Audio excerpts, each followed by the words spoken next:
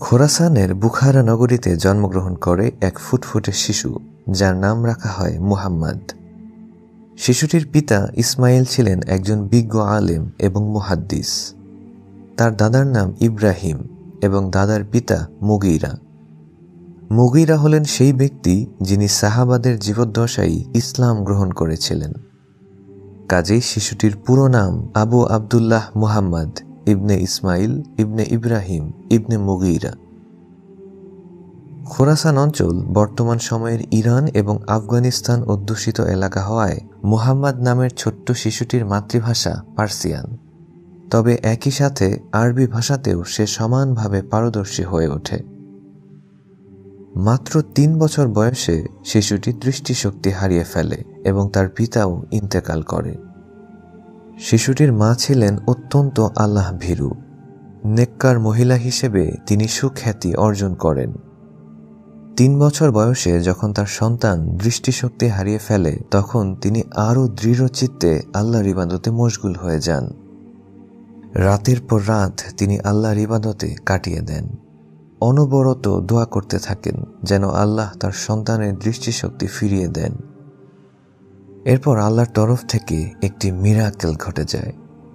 এক রাতে তিনি স্বপ্নে দেখেন ইব্রাহিম আলাইহিস সালাম তার কাছে এসে বলছেন, হে অমুক, তোমার দোয়ার কল্যাণে আল্লাহ সুবহানাহু ওয়া তাআলা তোমার সন্তানের দৃষ্টিশক্তি ফিরিয়ে দিয়েছেন। এই স্বপ্নটি দেখার সঙ্গে সঙ্গেই তিনি ঘুম থেকে জেগে ওঠেন। স্বপ্নটি সত্যি কিনা সেটি যাচাই করার জন্য তিনি দৌড়ে গিয়ে তার সন্তানের ঘুম ভাঙান এবং দেখতে পান তার সন্তান সত্যি সত্যি দৃষ্টিশক্তি ফিরে পেয়েছে। আল্লাহর বিশেষ রহমতপ্রাপ্ত সেই শিশুটি আর কেউ নন, তিনি হলেন ইমাম আল বুখারী রাহিমাহুল্লাহ। এই ঘটনা থেকেই বোঝা যায় ইমাম বুখারীর মাতা কত বড় আবিদা ছিলেন এবং একই সাথে সন্তানের প্রতি মায়ের দোয়ার গুরুত্ব অনুধাবন করা যায়। ইমাম আল বুখারীর পিতা মারা যাওয়ার সময় অনেক ধন সম্পদ রেখে যান, ফলে তাকে অর্থনৈতিক সংকটে পড়তে হয়নি। তার মাই শিক্ষা দীক্ষার সমস্ত ভার বহন করেন এবং এরই ফলশ্রুতিতে একজন জিনিয়াসের আত্মপ্রকাশ ঘটতে থাকে। তার স্মৃতিশক্তি ছিল অত্যন্ত প্রখর। মাত্র 6 বছর বয়সেই তিনি কুরআন মুখস্থ করে ফেলেন। 10 বছর বয়স থেকেই বুখারা নগরীর প্রসিদ্ধ ইমাম আদ-দাখিলী রহিমাহুল্লাহর কাছে তিনি হাদিস শিখতে শুরু করেন। একদিন ইমাম দাখিলী একটি হাদিস পাঠ করছিলেন আর 11 বছর বয়সী আল বুখারী সেখানে বসেছিলেন। ইমাম দাখিলী হাদিসের বর্ণনাকারীদের নাম বলছিলেন, অর্থাৎ হাদিসের সনদ পাঠ করছিলেন। উল্লেখ্য, হাদিসের সনদে যে নামগুলো রয়েছে সেখানে সামান্য গরমিল থাকলে পুরো হাদিস অশুদ্ধ হয়ে যায়। ইমাম দাখিলী বলতে শুরু করলেন, হাদাথানা সুফিয়ান আন আবি জুবাইর আন ইব্রাহিম। এইটুকু বলতেই ইমাম বুখারী বলে উঠলেন, শায়েখ, এখানে জুবাইর হবে, আবু জুবাইর নয়। আবু জুবাইরের সাথে ইব্রাহিমের কখনো সাক্ষাৎ হয়নি। ইমাম দাখিলী বললেন, সাক্ষাৎ না হলে হাদিসটি কিভাবে এলো? তুমি কি বলছো? তুমি কি জানো? এখানে আবু জুবাইরই হবে। ইমাম বুখারী আবারও বললেন, না শায়েখ, জুবাইর হবে, আবু জুবাইর নয়। আপনি দয়া করে আপনার হাদিসের নোটবুক চেক করুন। 11 বছরের এক শিশু বারবার একই কথা বলে যাওয়ায় ইমাম দাখিলী একটু অসন্তুষ্টই হলেন। তিনি তার সংগ্রহশালায় গিয়ে নোটবুক থেকে খুঁজে খুঁজে হাদিসটি বের করলেন এবং আশ্চর্য হয়ে দেখলেন হাদিসের সনদে সত্যি শুধুমাত্র জুবাইর উল্লেখ রয়েছে, আবু জুবাইর নয়। এরপর তিনি হাসতে হাসতে ঘর থেকে বের হয়ে এলেন এবং ছোট্ট বুখারীকে বললেন, হে আমার পুত্র, তুমি সত্যি বলেছ, তোমার ভবিষ্যৎ অত্যন্ত উজ্জ্বল। একদিন তুমি অনেক উচ্চ মাকামে পৌঁছাবে। 16 বছর বয়সে ইমাম বুখারী তার মা এবং ভাইয়ের সাথে হজ করতে যান। ওই সময়ে মুসলিমদের জন্য মক্কা ছিল ইন্টারন্যাশনাল ইউনিভার্সিটির মতো, কারণ সারা বিশ্ব থেকে বড় বড় সব মুহাদ্দিসরা মক্কায় উপস্থিত হতেন। যাতায়াত সহজসাধ্য না হওয়ায় অনেকটা সময় তারা সেখানে অতিবাহিত করতেন, ফলে মক্কায় জ্ঞান বিতরণের মেলা বসত। 16 বছর বয়সী ইমাম আল বুখারী মক্কার এই অবস্থা দেখে আশ্চর্যান্বিত হয়ে যান। নিজের জ্ঞান ভাণ্ডার সমৃদ্ধ করার জন্য তিনি ব্যাকুল হয়ে ওঠেন।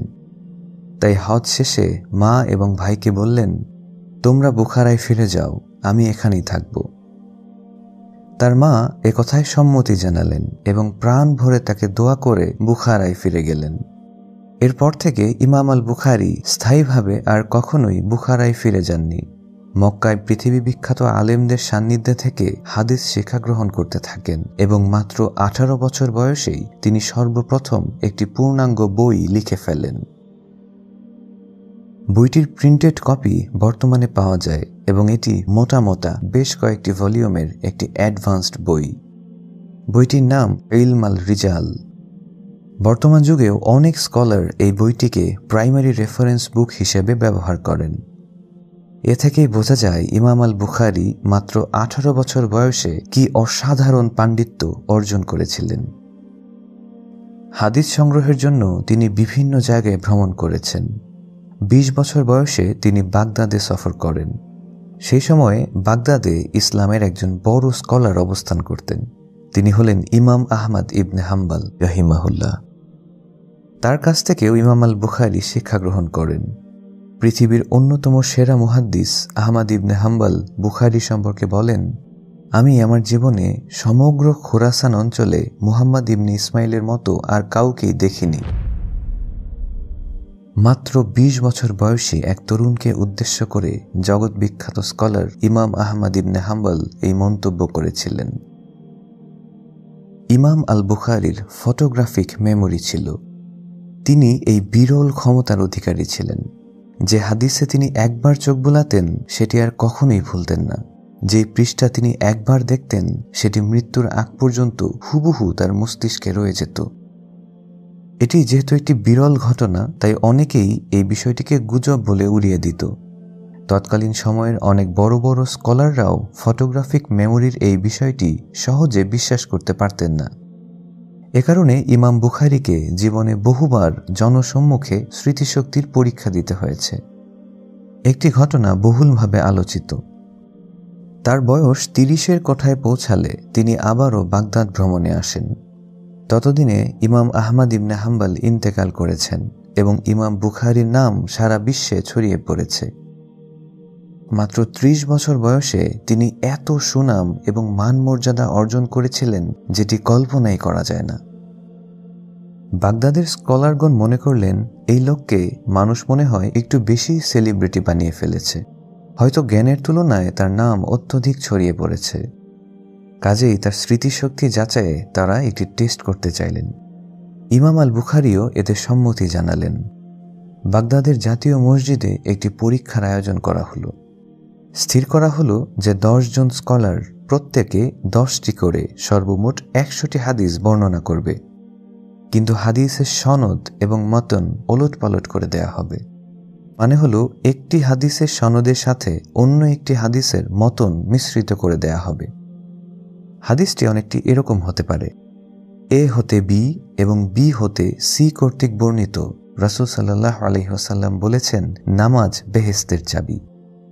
কিন্তু আসলে এ বি সি এই 3 জন ব্যক্তি এই হাদিসটি বর্ণনা করেনি, বরং অন্য 3 জন ব্যক্তি ই এফ জি এই হাদিসটি বর্ণনা করেছে। কাজে আপাত দৃষ্টিতে হাদিসটি ঠিক মনে হলেও সনদ এবং মতন পাল্টে দেয়ায় হাদিসটি অশুদ্ধ। আমাদের মতো সাধারণ মানুষদের কাছে হাদিসের মতনটুকুই গুরুত্বপূর্ণ, অর্থাৎ রাসূল সাল্লাল্লাহু আলাইহি ওয়াসাল্লাম বলেছেন নামাজ বেহেশতের চাবি, এই অংশটুকুই গুরুত্বপূর্ণ। কিন্তু যাদের মাধ্যমে এই হাদিসটি বর্ণিত হয়েছে সেই বর্ণনাকারীরাও স্কলারদের কাছে বিশেষ গুরুত্বপূর্ণ, কারণ বর্ণনাকারী যদি পাল্টে যায় তবে সেটিকে একটি নতুন হাদিস হিসেবে ধরা হয়। বাগদাদের গ্র্যান্ড মসজিদে স্কলাররা এক এক করে হাদিস বলতে শুরু করলেন। সাধারণ শিক্ষার্থীরা বলল, হ্যাঁ আমরা এই হাদিস শুনেছি, কিন্তু ইমাম বুখারী বললেন, না আমি এই হাদিস কখনো শুনিনি। এরপর আরেকটি হাদিস বর্ণনা করা হলো। এবারও ইমাম বুখারী বললেন, আমি এই হাদিস শুনিনি। তৃতীয় হাদিস বর্ণনা করা হলো। এবারও তিনি বললেন, আমি এটি শুনিনি। অথচ সাধারণ শিক্ষার্থীরা বলতে লাগলো তারা হাদিসগুলো শুনেছে। এক পর্যায়ে 100টি হাদিসই বর্ণনা করা শেষ হলো, আর ইমাম বুখারী বললেন, আমি এগুলোর একটাও জানি না। সাধারণ শিক্ষার্থীরা ভাবতে লাগলো যে তারা জিতে গেছে, কারণ বাছাইকৃত 100 হাদিসই তারা শুনেছে, অথচ ইমাম বুখারী একটাও শোনেননি। কাজেই তারা মনে মনে আনন্দিত হতে লাগল। এরপর ইমাম বুখারী জিজ্ঞেস করলেন, আপনাদের হাদিস বর্ণনা কি শেষ হয়েছে? স্কলাররা বললেন, হ্যাঁ, আমাদের হাদিস বর্ণনা শেষ। তিনি বললেন, তাহলে চলুন প্রথম হাদিসটিতে ফিরে যাওয়া যাক। প্রথম হাদিসে আপনারা বলেছেন এ হতে বি, বি হতে সি কর্তৃক বর্ণিত রাসূল সাল্লাল্লাহু আলাইহি ওয়াসাল্লাম বলেছেন নামাজ বেহেশতের চাবি। এটা ভুল। সঠিক হলো ই হতে এফ এবং এফ হতে জি কর্তৃক বর্ণিত রাসূল সাল্লাল্লাহু আলাইহি ওয়াসাল্লাম বলেছেন নামাজ বেহেশতের চাবি। একইভাবে তিনি দ্বিতীয় হাদিসটি শুদ্ধ করে দিলেন, এরপর তৃতীয় হাদিস শুদ্ধ করে দিলেন, এরপর চতুর্থ, এরপর পঞ্চম, এভাবে 100টি অশুদ্ধ হাদিসই তিনি শুদ্ধ করে দিলেন। ইবনে হাজার বলেন, ইমাম বুখারী যে সেই 100 হাদিসই শুদ্ধভাবে জানবেন সেটা আমরা জানতাম, কিন্তু যেই বিষয়টি আমাদেরকে হতবাক করে দিয়েছিল সেটি হলো আমাদের বর্ণিত অশুদ্ধ সনদগুলো শুধুমাত্র একবার শুনেই তিনি মুখস্থ করে ফেলেন এবং কোন কোন নামে ভুল ছিল সেটি নিখুঁতভাবে আমাদেরকে বলে দেন। ইমাম বুখারী পৈতৃকভাবে প্রচুর ধন সম্পদের মালিক ছিলেন, কিন্তু এর খুব সামান্য অংশই তিনি নিজের ব্যক্তিগত কাজে খরচ করতেন। অতি সাধারণভাবে তিনি জীবনযাপন করতেন, সীমিত খাদ্য গ্রহণ করতেন। সামান্য খরচের পর যে বিশাল অর্থ অবশিষ্ট থাকত তার সম্পূর্ণটাই তিনি ইলম অর্জনের পথে খরচ করতেন এবং অভাবীদের অভাব পূরণে ব্যয় করতেন। তিনি সবসময়ই দিনার এবং দিরহামের থলে সাথে রাখতেন। মুহাদ্দিসদের মধ্যে যারা আর্থিকভাবে অসচ্ছল ছিলেন তাদেরকেও তিনি প্রচুর পরিমাণ দান করতেন। একবার তিনি একটি থলের ভিতর 10,000 দিনার নিয়ে হাদিস অন্বেষণের সফরে বের হলেন। তখনকার 10,000 দিনারের মূল্য বর্তমান সময়ের $1,000,000 সমান। সফর অবস্থায় এক চোর এই স্বর্ণমুদ্রাগুলো দেখে ফেলে এবং তা চুরি করার জন্য ইমাম বুখারীর পেছনে লাগে, কিন্তু বারবার চেষ্টা করেও সে সফল হতে পারছিল না। পথিমধ্যে ইমাম বুখারী জাহাজে আরোহণ করলে চোরও তার সাথে যাত্রা শুরু করে। সেখানেও সে চেষ্টা করে ব্যর্থ হয়। এরপর ওই চোর একটি কৌশল অবলম্বন করে। সে চিৎকার করে বলে, এই জাহাজে ওঠার পর আমার 10,000 দিনার চুরি হয়ে গেছে। মুদ্রাগুলো একটি থলের ভেতর ছিল। থলেটি দেখতে কেমন ছিল সেটিও সে বর্ণনা করল, কারণ ইতোপূর্বেই সে ইমামের কাছে থলেটি দেখেছিল। চিৎকার এবং কান্নাকাটির মাধ্যমে চোরটি জাহাজ কর্তৃপক্ষের দৃষ্টি আকর্ষণ করতে সক্ষম হয়। কাজেই তারা এক এক করে সকল যাত্রীকে চেক করা শুরু করল। এই দৃশ্য দেখে ইমাম বুখারী চিন্তায় পড়ে গেলেন। চোরের উদ্দেশ্য বুঝতে পেরে তিনি ভাবলেন, এখন যদি আমাকে তল্লাশি করা হয় তাহলে তো আমার কাছেই মুদ্রাগুলো পাওয়া যাবে আর আমি চোর সাব্যস্ত হব। আমি অভিযোগ অস্বীকার করলেও আমার কথায় কেউই কর্ণপাত করবে না। আর আমি যদি আজ চোর হিসেবে ধরা পড়ি তাহলে সারা দুনিয়ায় খবর ছড়িয়ে পড়বে যে মুহাম্মদ বিন ইসমাইল 10,000 দিনার চুরি করেছে। তখন তো আমার সারা জীবনের সাধনা ব্যর্থ হবে। আমি যে সমস্ত হাদিস সংগ্রহ করেছি তাও লোকেরা মিথ্যা প্রতিপন্ন করবে এবং পবিত্র হাদিসের অবমাননা হবে। এই কঠিন পরিস্থিতিতে তিনি 10,000 দিনারের মায়া ত্যাগ করে রাসূলের হাদিসের মর্যাদা অক্ষুণ্ণ রাখার সিদ্ধান্ত গ্রহণ করেন। তাই তল্লাশকারীগণ তার শরীরে তল্লাশি চালানোর আগেই অতি গোপনে মুদ্রার থলিটি তিনি পানিতে ফেলে দিলেন। এরপর সকলের মালপত্র এবং শরীর তল্লাশির এক পর্যায়ে ইমাম বুখারীর শরীরও তল্লাশি করা হলো, কিন্তু জাহাজের কারো কাছেই এত পরিমাণ দিনার পাওয়া গেল না। পরিশেষে জাহাজের লোকেরা চোরকেই মিথ্যাবাদী সাব্যস্ত করল। এরপর ওই চোর তার সাথে একান্তে মিলিত হয়ে বলল, আমি জানি আপনি ইমাম বুখারী এবং আপনি ওই স্বর্ণ মুদ্রার মালিক, কিন্তু ওগুলো কোথায় লুকিয়ে রেখেছেন? উত্তরে তিনি বললেন, তোমার চক্রান্ত বুঝতে পেরে আমি তা পানিতে ফেলে দিয়েছি। ওই ব্যক্তি আশ্চর্য হয়ে বলল, বলেন কি, এতগুলো দিনার আপনি পানিতে ফেলে দিলেন? আমি চুরি করলে তো অন্তত আমার উপকারে আসতো, এখন তো আর কেউই উপকৃত হবে না। ইমাম বুখারী বললেন, রাসূলের হাদিস সংরক্ষণে আমি আমার সারা জীবন উৎসর্গ করেছি। আজ যদি আমার নামে কোনো মিথ্যা অপবাদ দেয়া হতো তাহলে আমার সংরক্ষণে থাকা হাদিসগুলো মানুষ মিথ্যা প্রতিপন্ন করত। হাদিসের অমর্যাদা করা হতো। এটা আমি হতে দিব না। রাসূলের হাদিসের কাছে 10,000 দিনার মূল্যহীন। সহিহ বুখারী গ্রন্থ লেখার আইডিয়াটি তিনি পেয়েছিলেন তার শিক্ষক ইসহাক ইবনে রাহওয়াইয়ের কাছ থেকে।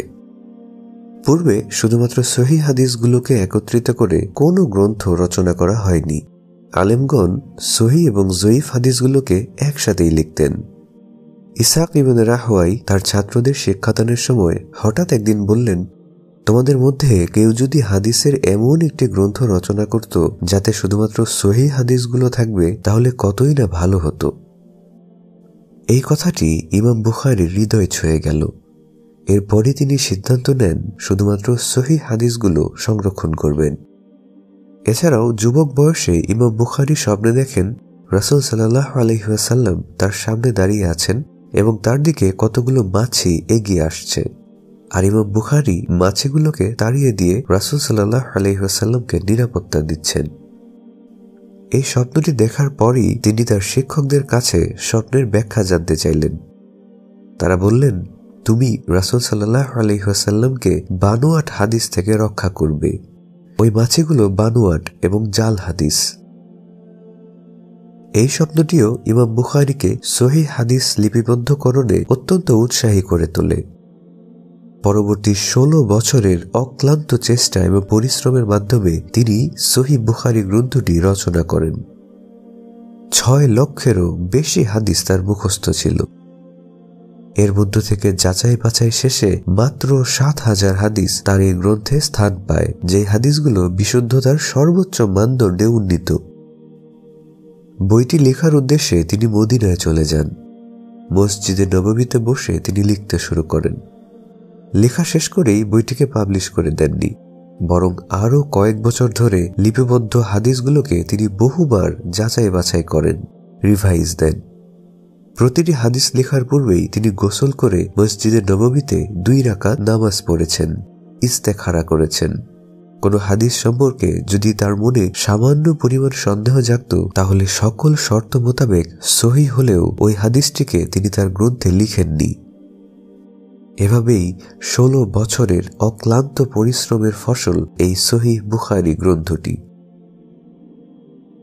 ইমাম বুখারীরও হেটার্স ছিল, যদিও তিনি কখনোই কাউকে হেয় প্রতিপন্ন করে কোনো কথা বলেননি। কিন্তু 21 বছর বয়সী যুবক যদি 70 বছর বয়সী ব্যক্তির চেয়ে বেশি জ্ঞানার্জন করে ফেলে, তাহলে তো হেটার্স তৈরি হবেই। ইয়াহিয়া আজ-জুহালি নামে একজন মুহাদ্দিস ছিলেন। নিজ এলাকায় তিনি খুবই প্রসিদ্ধ ছিলেন।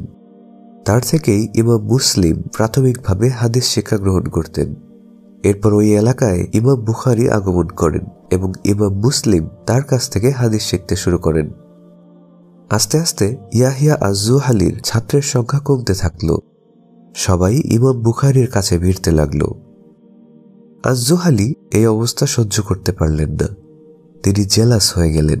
ইমাম বুখারীর জনপ্রিয়তা কমাতে তিনি একটি মিথ্যা ট্যাগ দিয়ে দিলেন। তিনি বললেন, ইমাম বুখারী গোপনে আল-মু'তাজিলা গ্রুপের সদস্য। আল-মু'তাজিলা গ্রুপটি ইমাম আহমদ রাহিমাহুল্লাহকে নির্যাতন করেছিল। এটি একটি কুখ্যাত গ্রুপ ছিল। ফলে ওই এলাকার মানুষ ইমাম বুখারীর উপর ক্ষেপে গেল। তারা তাকে বিতাড়িত করল। এরপর তিনি নিজ জন্মভূমি বুখারায় ফিরে গেলেন। যুগশ্রেষ্ঠ মুহাদ্দিস এত বছর পর বুখারায় ফিরে আসায় সেখানকার মানুষ তাকে সম্মানের সাথে গ্রহণ করল। কিছুদিন পর বুখারার আমির নিজ সন্তানদেরকে সহিহ বুখারীর হাদিসগুলো পড়ানোর জন্য ইমামের কাছে প্রস্তাব করল। আমির আরও প্রস্তাব করল যে তার সন্তানদেরকে পড়ানোর জন্য ইমাম বুখারীকে রাজ দরবারে আসতে হবে, কারণ সাধারণ জনগণের সাথে মসজিদে বসে আমিরের ছেলেদের পক্ষে সহিহ বুখারী পড়া সম্ভব নয়। ইমাম বুখারী মসজিদ এবং সাধারণ লোকদেরকে ছেড়ে আলাদাভাবে আমিরের ছেলেদের পড়ানোকে হাদিসের জন্য বিরাট অবমাননাকর ভেবে প্রস্তাব প্রত্যাখ্যান করলেন। তিনি পরিষ্কার জানিয়ে দিলেন, আমির যদি সত্যিকার অর্থেই ইলমে হাদিসের প্রতি অনুরাগী হন, তাহলে তিনি যেন তার সন্তানদেরকে নিয়ে মসজিদে উপস্থিত হন। এই ঘটনায় বুখারার আমির ইমাম বুখারীর প্রতি অত্যন্ত রাগান্বিত হয়ে গেল। সে ফেক ফতোয়া জারি করতে লাগলো আর বলল ইমাম বুখারী এসব ফতোয়া দিচ্ছে। বুখারার কিছু মানুষ আমিরের কথায় ইনফ্লুয়েসড হয়ে ইমামের উপর ক্ষিপ্ত হলো এবং তাকে দেশ ত্যাগে বাধ্য করা হলো। বুখারার ঘটনায় তিনি মারাত্মকভাবে হতাশ হন, প্রচন্ড কষ্ট পান। বুখারা থেকে বের হওয়ার সময় তিনি আল্লাহর কাছে দোয়া করেন, হে আল্লাহ, যারা আমাকে অপমান করে বের করে দিয়েছে তুমি তাদেরকে এগুলো ফিরিয়ে দিও। মাত্র 1 মাসের মাথায় খোরাসানের আমির খালিদ বিন আহমদের বিরুদ্ধে জনগণ বিদ্রোহ ঘোষণা করে এবং তাকে ক্ষমতাচ্যুত করা হয়। পরবর্তীতে বাগদাদের জেলে থাকা অবস্থায় সে মৃত্যুবরণ করে। শুধু তাই নয়, যারা ইমাম বুখারীর বিরুদ্ধে আমিরকে সহযোগিতা করেছিল তারাই পরবর্তীতে লাঞ্ছিত হয়েছিল। ইমাম বুখারী বুখারা থেকে নিশাপুরে চলে যান, কিন্তু দুঃখজনকভাবে সেখানেও একই ঘটনা ঘটে। পরিশেষে তিনি সমরকন্দে চলে যান। ৬২ বছর বয়সে ইমাম বুখারী দুনিয়ার ফিতনায় বিরক্ত হয়ে আল্লাহর কাছে বলেন, اللهم قد ضاقت علي الأرض بما رحبت فاقبضني إليك اللهم توفني إليك غير مفتون। হে আল্লাহ, আমাকে কবুল করে আপনার কাছে নিয়ে যান, দুনিয়ার এসব ফিতনা আমার আর ভালো লাগে না। শেষ রমজানের রাতের বেলায় অর্থাৎ মাগরিবের পর চাঁদ উঠে গেলে তিনি এই দোয়া করেছিলেন। দোয়া শেষে উটের পিঠে আরোহণ করার সময়ই তিনি দুর্বল হয়ে পড়েন। এরপর ঘামতে শুরু করেন, গায়ে হালকা জ্বর আসে। রমাদান শেষ হওয়ার পর ঠিক ঈদের রাতেই পৃথিবী বিখ্যাত মুহাদ্দিস ইমাম আল বুখারী আল্লাহর কাছে চলে যান। ঈদের জামাত শেষে লাখো মানুষের উপস্থিতিতে তার জানাজা সম্পন্ন হয়। ইসলামের ইতিহাসে এটি ছিল অন্যতম বড় জানাজা।